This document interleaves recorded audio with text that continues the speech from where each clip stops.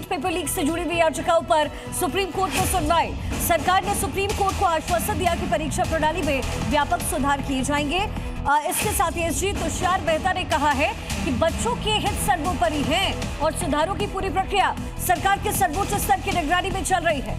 तो solicitor general Tushar Mehta सरकार प्रश्न पत्र की छपाई से लेकर छात्रों तक पहुंचने की पूरी जो प्रक्रिया है वो कोर्ट के सामने रखेगी। ये सॉलिसिटर जनरल तुषार मेहता कहते हुए नजर आए। पेपर लीक मामला जिसमें सुप्रीम कोर्ट में ये सुनवाई और पेपर लीक से जुड़ी जो तमाम याचिकाएं हैं, इससे जुड़ी जो भी याचिकाएं हैं इस पर सुनवाई होगी और साथ ही साथ छात्रों तक पहुंचने की जो पूरी प्रक्रिया है वो कोर्ट के सामने रखी जाएगी। ये तुषार मेहता ने कहा। डिस्कशन होना चाहिए। अब नॉर्मल प्रोटोकॉल होता है कि अगर कोई किसी का नाम लेता है तो फिर उसको रिस्पॉन्स दिया जाता है। तो हमसे कहा कि हमें चर्चा करनी है।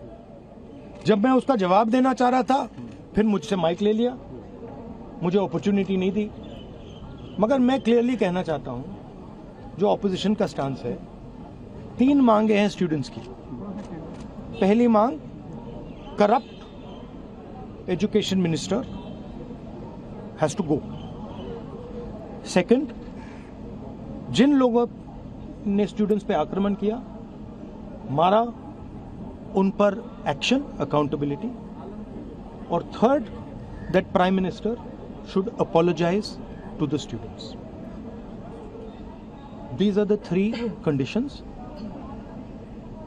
We are not going to have any conversation, any discussion before Mr. Pradhan is sacked.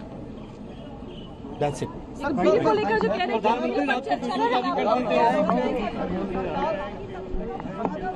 को आप यहाँ पर सुन रहे थे, एक बार फिर से यही कहते हुए कि मुझे बोलने का मौका नहीं दिया गया, मेरा माइक किस तरह से फिर हटा दिया गया, नहीं बोलने दिया गया, बंद कर दिया गया।